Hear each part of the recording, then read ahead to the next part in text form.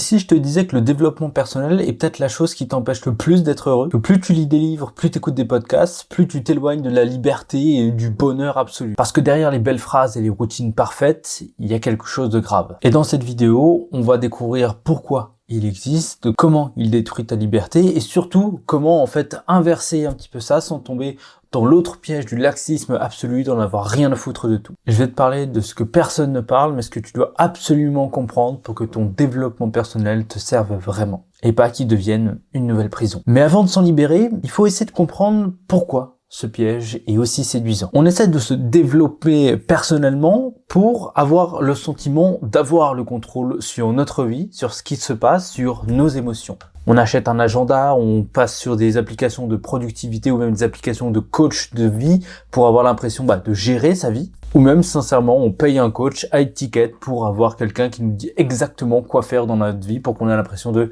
tout gérer. Ça attire autant parce que le but du développement personnel, c'est de devenir une meilleure version de soi-même. On a l'impression que si on fait ça, on sera comme les millionnaires qu'on admire, comme les personnes célèbres, comme les mecs qui ont réussi entre de gros guillemets, et donc on le fait. On le fait parce qu'on se compare à des grosses figures, Tony Robbins ou les gros du domaine qui ont, on va dire, réussi, qui leur montrent sur les réseaux sociaux.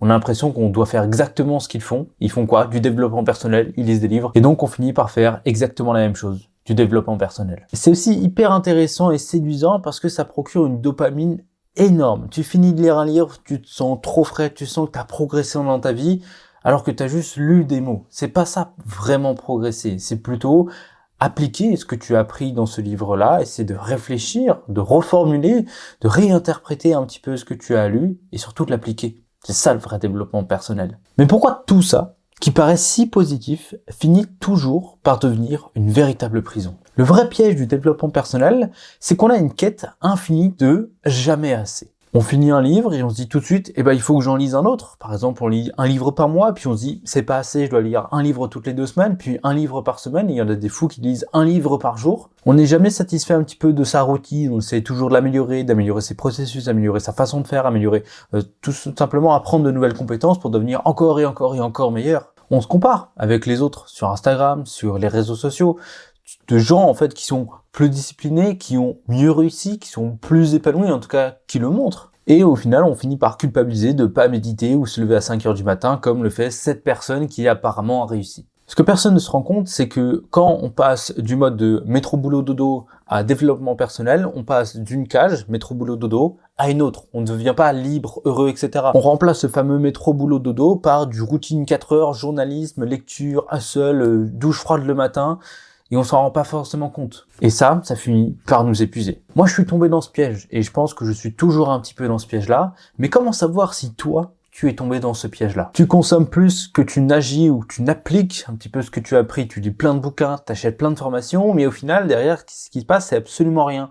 Tu as juste tes prompts ChatGPT, tu as juste tout ton Notion, tes processus, mais au final, rien ne sort de la machine si ce n'est que d'autres machines pour aller plus vite sur d'autres trucs que tu ne fais absolument pas. Tu culpabilises quand tu t'arrêtes. T'as l'impression que prendre une journée off, c'est un peu rater ta vie, c'est perdre du temps. Et t'es carrément frustré quand tu ne fais pas ta routine. Tu confonds aussi liberté et performance. T'as l'impression qu'être discipliné, c'est ça le nerf de la guerre. C'est le truc qui fait de toi quelqu'un de libre. C'est le fait d'être discipliné, de te lever le matin, de galérer, de travailler sans le relâche, de pas voir tes amis, pas voir ta famille, de pas avoir de passion à côté, de pas juste prendre le temps de vivre. Beaucoup de personnes tombent dans ce piège-là. Mais comment s'en sortir? Ce qu'il faut faire, c'est très simple. Tu reviens au pourquoi.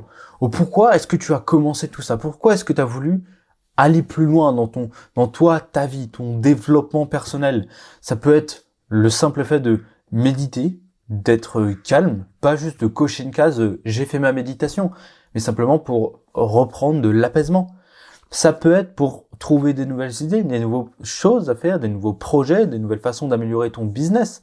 Pas juste lire plein de choses qui te permettent d'améliorer ton business sans vraiment les appliquer. Ce que tu peux faire aussi, c'est de passer à la consommation, à l'action. Au lieu de consommer énormément de contenu sur comment faire du contenu, tu tournes une première vidéo. Et puis tu vas t'améliorer aussi avec le temps, mais à chaque fois que tu appliques, tu as un nouveau conseil, tu l'appliques. Comme cette vidéo, j'ai essayé de faire une nouvelle intro, j'ai essayé de faire une nouvelle chose, d'apporter vraiment une nouvelle dynamique à mes vidéos. Et j'ai appris ça ce matin et j'essaie de le faire dans cette vidéo. Et accepter l'imperfection. Accepter le fait qu'on puisses avoir une routine qui n'est pas parfaite, mais qui te permet de t'améliorer un petit peu jour après jour et qui te rend heureux, et d'accepter aussi d'avoir des journées sans discipline, des journées off, un dimanche tranquille, travailler un peu plus tard, prendre plus de temps pour profiter de la vie, ou simplement avoir une routine qui te correspond mieux. Par exemple, se lever à 9h, à 10h, et juste kiffer sa vie pendant sa routine. Mais du coup, si on arrête de courir après le toujours plus, le toujours s'améliorer, qu'est-ce qui reste? Ce qui reste, c'est la vraie liberté.